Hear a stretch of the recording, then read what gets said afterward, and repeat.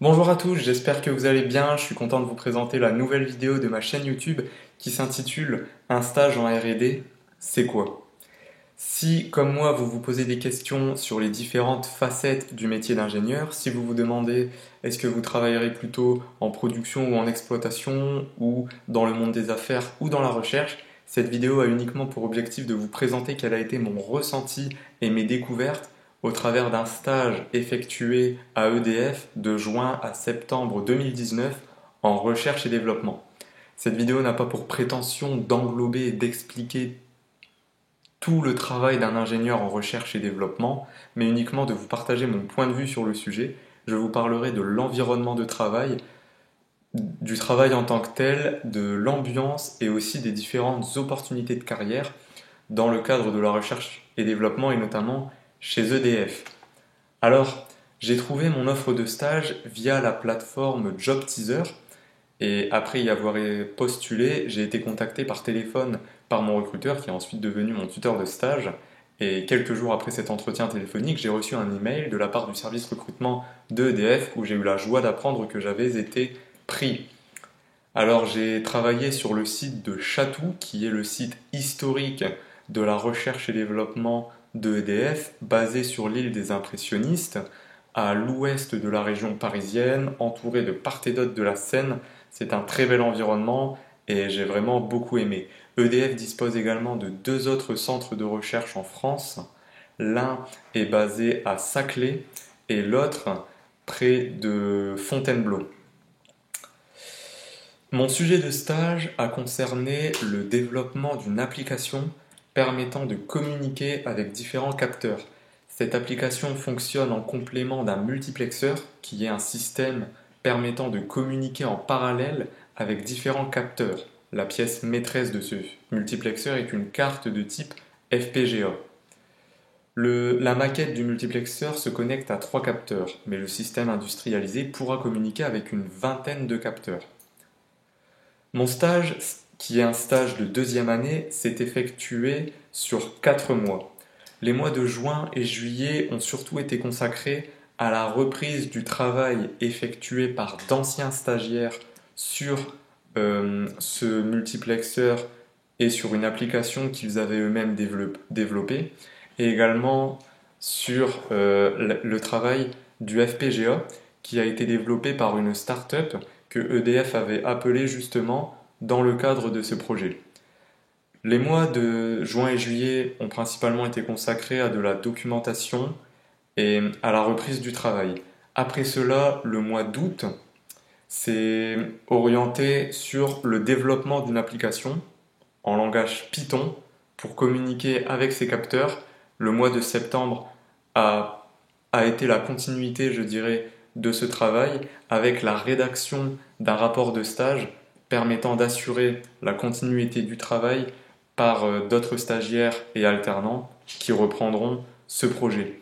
Alors, il y a différentes entités qui travaillent sur ce projet. Il y a eu une start-up qui avait été appelée par EDF pour développer le FPGA. Il y a eu des stagiaires qui avaient développé une première interface. Moi-même, j'ai apporté ma pierre à l'édifice en développant une interface homme-machine codée en langage Python. Et il y aura par la suite d'autres stagiaires et alternants qui travailleront. Pour maintenant vous parler du travail en R&D, eh bien, la R&D chez EDF est divisée en différents départements. Le département dans lequel j'ai effectué mon stage est le département Prism, dont la description vous apparaît dans l'affichage, et ces départements sont eux-mêmes divisés en différents groupes. Le groupe dans lequel j'ai été affecté contient environ une bonne dizaine de personnes et est spécialisé dans le contrôle-commande et l'ingénierie système. J'ai été particulièrement surpris de découvrir que les ingénieurs en recherche et développement travaillent sur plusieurs projets à la fois, à l'exception des chefs de projet qui vont travailler sur un projet en particulier. Un ingénieur chercheur à EDF travaille en moyenne sur 2 ou 3 projets différents. Et lorsqu'il y a un besoin d'effectuer une tâche précise, comme par exemple le développement d'une application pour la maquette de multiplexeur, dans ce cas-là, il y aura un appel pour un stage ou pour un alternant. C'est dans ce contexte-là que s'est effectué mon stage, qui était une tâche relativement précise, j'avais uniquement à développer une interface permettant de communiquer avec des capteurs. C'était la pièce manquante de cette maquette, et donc dans ces cas-là, des stagiaires sont appelés. La majorité des stages et des alternances chez EDF concernent la recherche et développement. De manière générale, 4 ingénieurs peuvent travailler dans une même salle, avec chacun leur bureau individuel. Certains ingénieurs vont avoir, je dirais, leur propre salle, ils vont être seuls dans leur bureau, ou alors ils peuvent aussi se déplacer en plateforme ou dans des laboratoires pour effectuer des tests selon les machines sur lesquelles ils travaillent, selon leur projet, ou ils peuvent également se déplacer sur d'autres sites. Par exemple, certains ingénieurs du site de Chatou vont parfois se déplacer pour aller au site de Fontainebleau, parce que sur le site de Fontainebleau, il va y avoir telle infrastructure ou telle machine sur lesquelles ils travaillent avec leur projet. Et inversement. Il y a également des salles de réunion qui sont mises à disposition pour effectuer par exemple des réunions de groupe qui se déroulent une fois toutes les 2 semaines, ou le logiciel Link qui est utilisé à l'entreprise pour des visioconférences. De manière générale, les projets en recherche et développement s'effectuent sur du court moyen terme. Je ne sais pas quelle est l'idée que vous avez de la R&D, mais personnellement j'étais convaincu avant de venir que la plupart des projets étaient sur du long terme.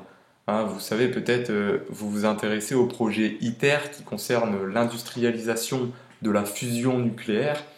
Eh bien, la R&D s'intéresse, je dirais plutôt de loin, à ce projet-là, mais la majorité des projets à EDF concernent des solutions plutôt rapides et efficaces à mettre en œuvre, la R&D étant avant tout au service des unités de production et d'ingénierie de EDF. Et lorsqu'une unité va avoir un besoin en particulier, elle va le faire connaître et la R&D est là pour trouver une solution à ce besoin. Le travail en R&D, je dirais que ça nécessite beaucoup d'autonomie, mais également de travail en équipe. Cette alliance autonomie et travail en équipe est ce que j'ai principalement découvert. L'autonomie d'une part avec beaucoup de documentation, beaucoup de recherche personnelle. Je pense qu'un ingénieur en recherche et développement, c'est quelqu'un qui est curieux et qui s'intéresse à différents sujets et différentes thématiques. Mais il y a également un aspect de travail en équipe, puisque différents ingénieurs vont travailler sur un même projet. Il y a parfois la nécessité de se réunir, ou alors, s'il n'y a pas la possibilité de se rencontrer en réel, de le faire au travers de visioconférences. J'aimerais maintenant vous parler de l'ambiance de travail qui règne au sein de la recherche et développement. Alors, la politique d'entreprise consiste vraiment à établir une cohésion d'équipe au sein d'un même groupe. On va s'attendre mutuellement pour aller manger au restaurant d'entreprise. Il y a des voyages de groupe qui vont être organisés chaque année, par exemple pour visiter un barrage hydraulique. Il y a également différentes sorties qui peuvent être faites, des temps conviviaux qui sont organisés. Ça peut être par exemple un pique-nique, ça peut être des tournois de ping-pong qui ont été organisés ou différentes autres choses comme ça.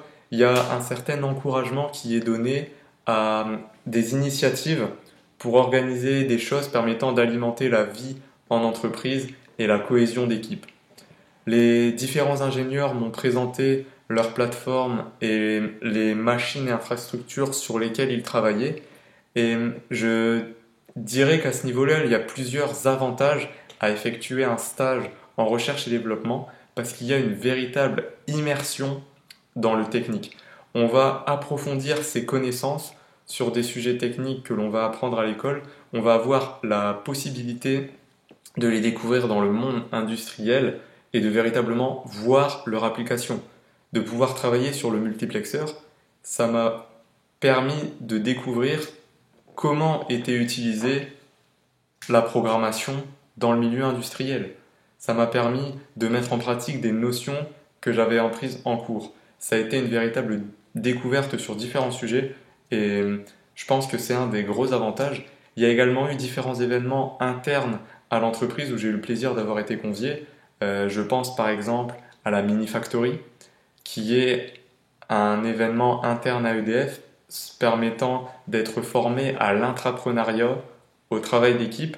Et nous avons également appris au travers de cet événement qui a duré 3 jours, comment présenter son sujet à un auditoire et le vulgariser, savoir expliquer les choses de manière claire et concise.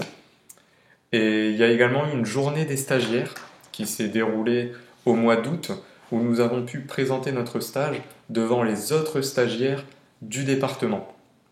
Ça nous a beaucoup appris sur les présentations, nous avions un temps fixé de 15 minutes, c'est pas si facile que ça de présenter un sujet de stage en 15 minutes et de le vulgariser, ça nous a appris beaucoup de choses sur les présentations orales. Et enfin, travailler en R&D chez EDF, ça permet de rencontrer d'autres stagiaires. La R&D est le secteur de EDF qui recrute le plus de stagiaires. J'en ai personnellement rencontré plusieurs et il y avait une très bonne entente entre nous. On a organisé différentes sorties le soir après le travail, notamment à Laser Game où j'ai eu le plaisir d'obtenir la première place et bien d'autres choses encore. Pour parler maintenant des différentes opportunités de carrière qu'il y a chez EDF dans le secteur de la recherche et développement, eh bien déjà tout d'abord au niveau des stages, il y a plusieurs stages qui peuvent déboucher sur des thèses. Donc si vous effectuez des stages de recherche en fin d'études, il peut y avoir des possibilités. Il y a également pour les ingénieurs qui travaillent chez EDF des possibilités de s'orienter soit dans une filière plutôt managériale ou soit sur une filière plus technique. Dans la filière managériale, ça peut déboucher sur des métiers comme par exemple chef de projet ou alors même chef de groupe, où vous êtes en quelque sorte le manager d'un groupe qui peut être par exemple une dizaine de personnes ou plus. Et sur la filière plutôt technique, vous allez peu à peu vous spécialiser sur un domaine particulier pour avoir par exemple le titre d'ingénieur expert ou encore d'ingénieur senior une fois en fin de carrière chez EDF. Voilà, c'est la fin de cette vidéo. Je vous remercie de l'avoir visionnée. N'hésitez pas à la liker, la partager ou à vous abonner pour voir d'autres vidéos de ma chaîne. N'hésitez pas également si vous avez des remarques ou des commentaires pour la suite des vidéos. Je vous remercie en tout cas et je vous souhaite à tous une très bonne journée ou une très bonne soirée selon le moment de la journée auquel vous regardez cette vidéo. Et je vous dis à très bientôt.